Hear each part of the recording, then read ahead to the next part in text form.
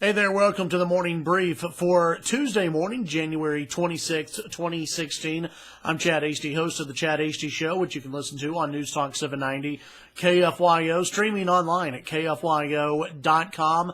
Be sure to subscribe to our videos below. Do that, and you'll be alerted and see it in your feed whenever we upload a new video, either from the show or here on the morning brief. Or really any other interviews that we have.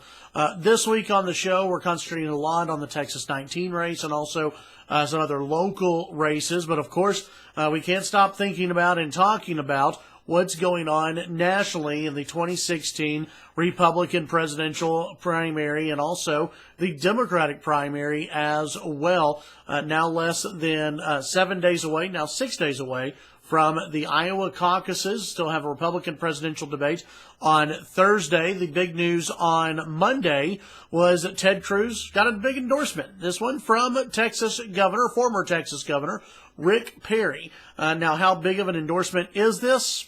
I really don't know in terms of nationally how this will play. I don't know if it's a big bump.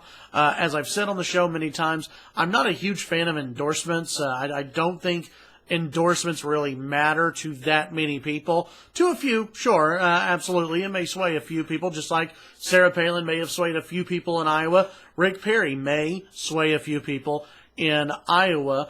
Rick Perry has a campaign apparatus still in place somewhat in Iowa. He knows retail politics. He's going to go and stump for Ted Cruz. And with 6 days to go before the Iowa caucuses and what I believe will be a pretty close race between Donald Trump and Ted Cruz in Iowa, Rick Perry may make the difference for Ted Cruz. I still think Iowa trending towards Donald Trump. I see this as maybe a 5 or 6 point race, not what Fox said is an 11-point race between Donald Trump and Ted Cruz. I think that it's a little oversampled in that poll, along with some other people who think the exact same thing. I think right now we're looking at Donald Trump leading Iowa by about 5 to 6 points. Ted Cruz right behind him. But folks, look, you go back in previous elections, you go back to 2012, Mitt Romney was expected to win Iowa. It wasn't until that night, the Iowa caucus, that we found out that, hey, you know what? Rick Santorum was the favorite in Iowa. So the polling's not always dead on in these early states, and really just nationally, it's not always dead on. So it gives us something to talk about on the radio. It gives the people on TV something to talk about. But I don't put a lot of stock into the polls right now.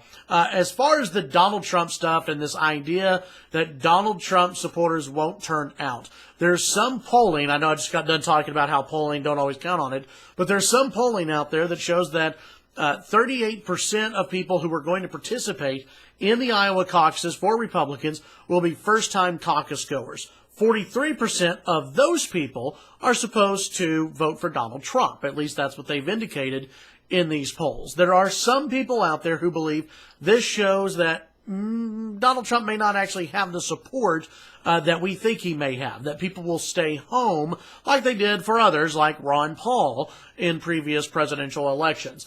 Here are my thoughts on this. Number one, the people who are for Donald Trump are passionately for Donald Trump. They are upset. They are angry voters. And like I said, they are passionate people. In one of the polls that I saw, the 43% of the people who have never voted before or caucused before in Iowa, they're supposed to go to Donald Trump. I think 19% are supposed to go for Ted Cruz. 14% are supposed to go for Marco Rubio. I think the people who are for Ted Cruz show up, the vast majority of them. I think that the vast majority of Donald Trump supporters show up. The overwhelming vast majority of people show up for Donald Trump.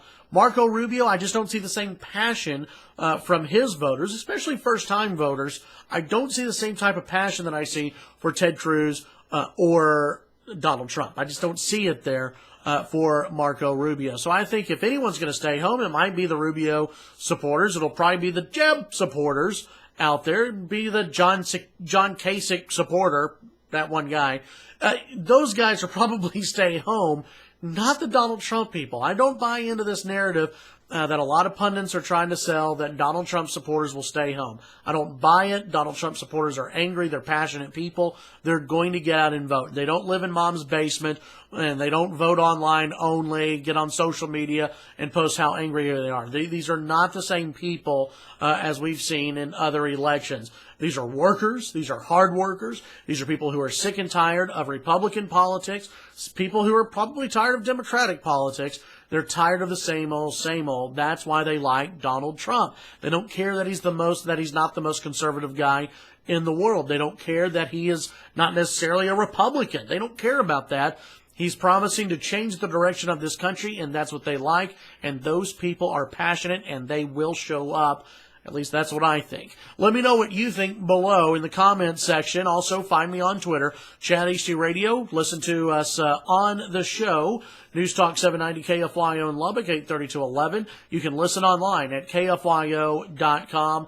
Remember, subscribe below and be alerted whenever we upload these new morning briefs and also interviews and really anything else that goes on the Chad HD Show. Have a great day. We'll talk to you 8:30 to 11 right here on KFYO and KFYO on YouTube.